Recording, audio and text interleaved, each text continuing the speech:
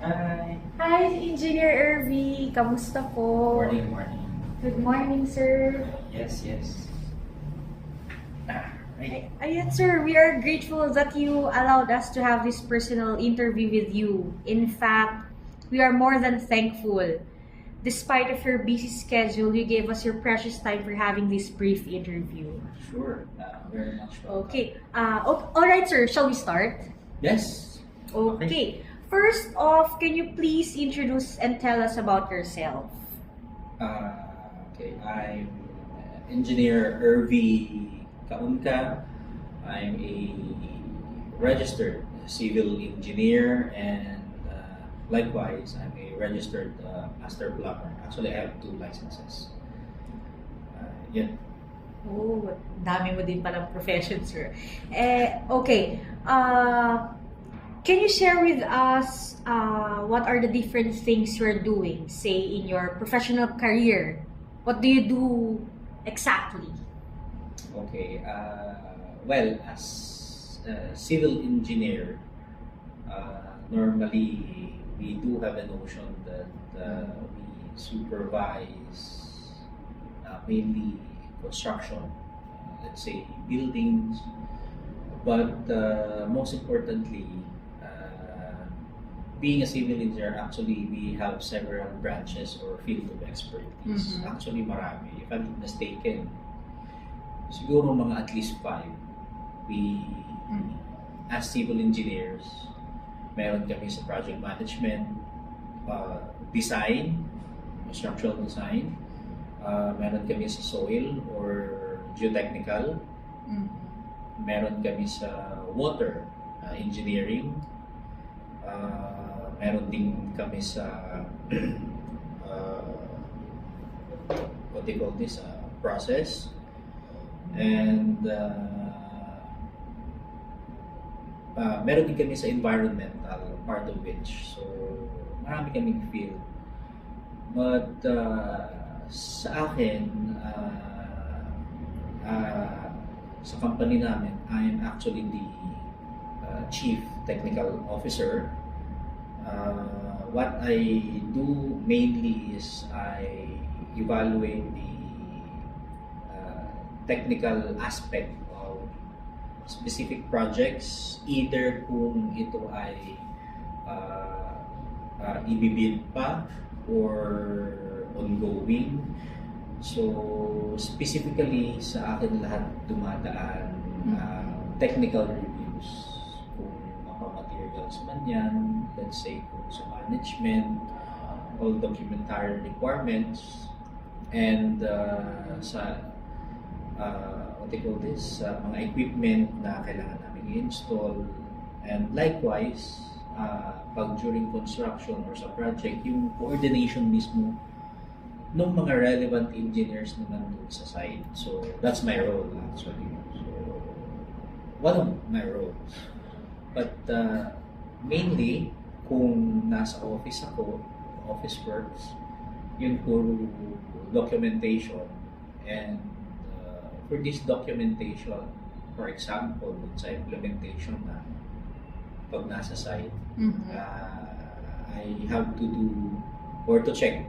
Well, sabihin na natin may audit, konti. So, kung yung bang nasa documents na specific for that project ay nai-implement sa site. So, mainly ganun. Just a quick question, sir, regarding lang din niya, since construction company or safety and health management niyo, di ba? Included din sa inyo. Like, ikaw din ang nag-handle kasi syempre construction siya eh. Yes, actually, part yun ng project management. One of the field nga ng isang civil engineer, obviously, is yung health and safety during construction. Okay. So, basically, we abide by bottom line, yung sa DOLI natin. And beyond, we make sure na nai-implement yan sa site. So, we do have safety officers. Okay. Basically, they are also under me. So, yun, kanilang competency, yung trainings nila before sila ma-deploy sa site, from the project engineer or project manager na nag-handle ng project up to his subordinates hanggang dun sa laborer. So, kailangan aware din sila doon.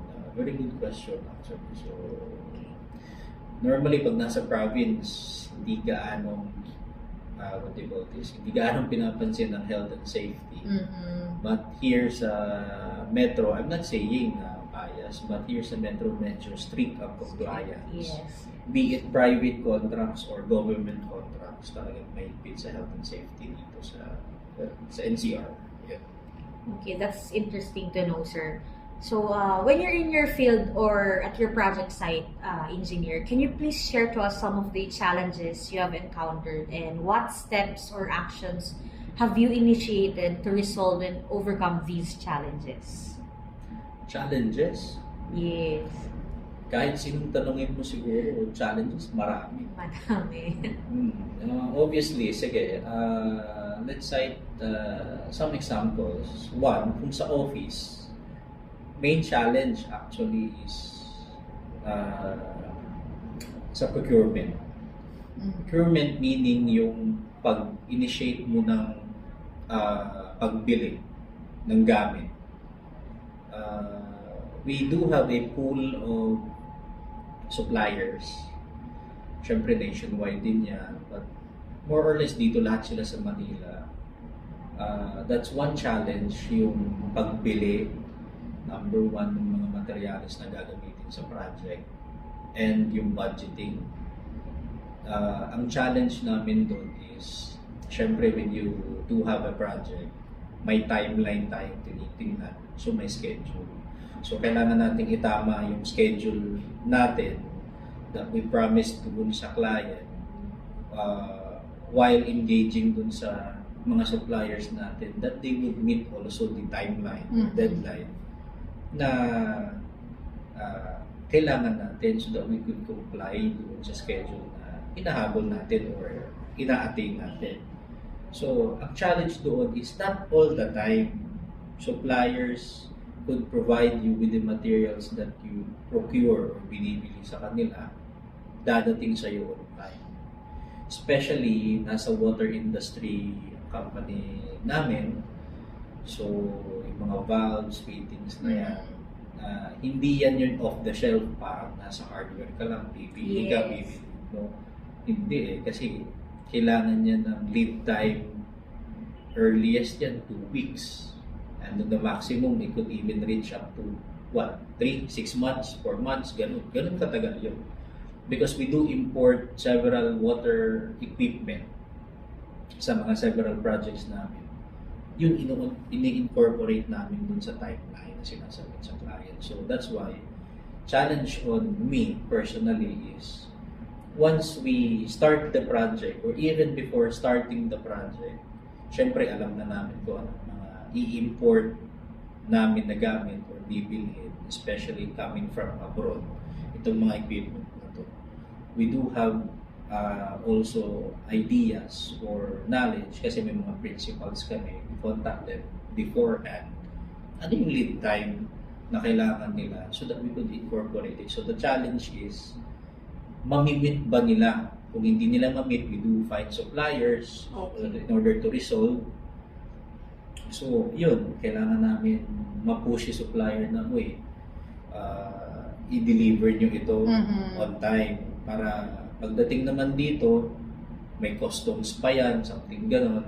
Yes. So, it would take at least 1 month to process sa release sa customs and then i-deliver pa sa site and then inspection. So, na-hurdle naman yan provided that personally ako as the Chief Technical Officer, kailangan nakamonitor ako doon sa schedule. Alin yung kailangan namin paratingin early, anong materials kailangan sa site. Obviously, with the help of the project managers on site. Now, punta naman tayo sa site.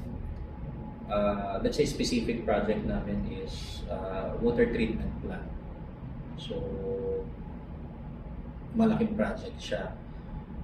Challenge doon, number 1, is the local bureaucratic processes. Ano itong mga Local processes na to, number one, local permits. Kailangan namin mag-procure ng barangay clearance, building permits doon kung saan yung site, and coordination sa client at site. I-check yung area kung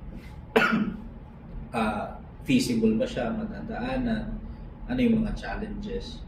So in order to resolve that, prior doon sa actual implementation, sa site visit, and we do what we call due diligence. So that when we do or submit the final schedule kay client, incorporated lahat ng challenges na yun. Doon naman sa actual work, actually, ang pinakamahirap i-hurdle is number one, yung efficiency ng tao, and then yung what do you call this? Yung pagdating naman ng local na materials doon sa site. So, yun ang challenge. And nare-resolve naman siya actually. But not all the time. Okay. Nare-resolve siya actually. Excuse me. Okay, sir. Ayun nga, sir. Aside from your management of your scheduled deliveries doon nga po sa mga items nyo or yung mga materials na kailangan nyo sa site, meron din po ba kayong quality and assurance check? Kumbaga, do you inspect your site materials prior or upon receiving or the items? Like, syempre ngayon, tayo naman sa mga materials na ano ng mga. Nagkakaroon din ba kayo ng ganun? Meron din ba kayong before i-deliver sa site? Diba? Usually, kailangan natin na chine-check kung tama ba yung na-deliver, tama ba yung quality ng mga yung mga items. Meron kayong team ba nun, sir, or mismong kayo na or yung engineer niyo? Well, number one, as I mentioned earlier, we do have a pool of suppliers. So when we say pool of suppliers, itong mga suppliers na to, matagal na naming suppliers. Obviously, we trust them. We do due diligence and binivisit namin yung planta nila kung it is local. Sa abroad, pinapasyalan din namin yung planta nila. So nagpapadala kami ng engineers to inspect prior delivery. And at times, most of the times, kasama on the client side yung inspection mismo ng ini-import na equipment or gamit prior delivery dito sa Pilipinas. So very critical yun kasi part of the acceptance during project closeout or even before delivery that indeed yung materials na yun or yung item, equipment na yun passes quality and yung standard mismo for the project. Okay. Thank you for that information, sir. At least, Okay.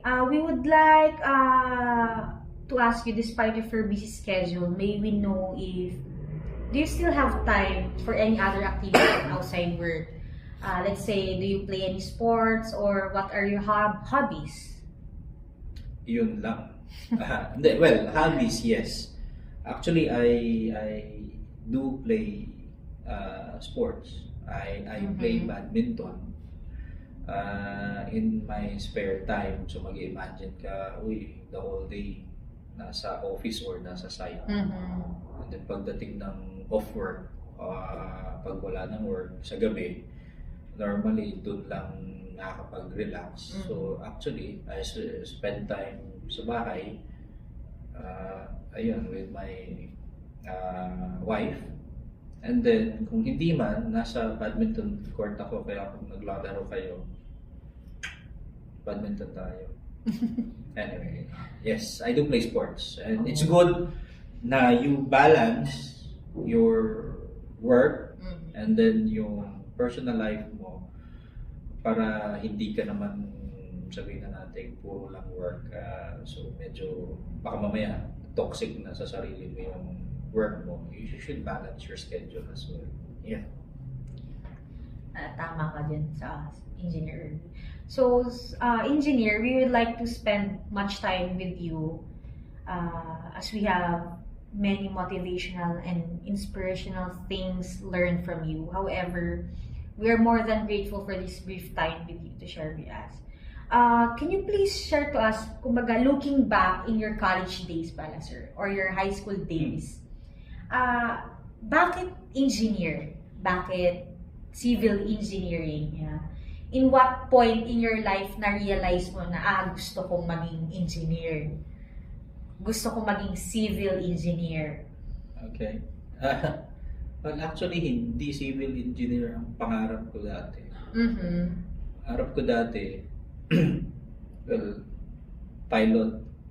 Piloto. Oh.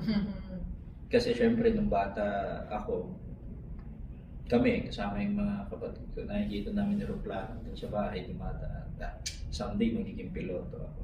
Mm-hmm. It so happened, I don't know, I have the idea, we had the idea na mahal maging piloto wala namang pang gastos noon before, and yun, challenging din ang buhay namin when we were younger. So, paano naging civil engineer? Well, yeah, it was an inspiration, first off, coming from my grandfather na nangongontrata dati yun. Kahit hindi siya, what they call this, kahit hindi siya engineer. So, nangongontrata siya. So, when my dad, yung tatay ko, siya yung naging civil engineer out of his siblings. So, siya yung naging civil. So, siguro at some point, nung nag-aaral ako ng high school, hindi naman ako yung talagang matalino. Pumapasa, ay nagkakaroon ng achievements, pero nonchalant lang kung sa mga Gen Z ngayon. Tahimik lang. Pero kung may mga pasaway days, yes, I do have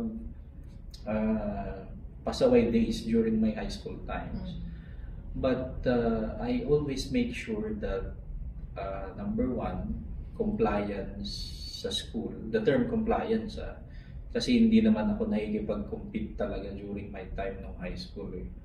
Compliance, yun yung pinaka-bottom line. But fortunately, yung compliance ko na yun resulted to, nakakalamang.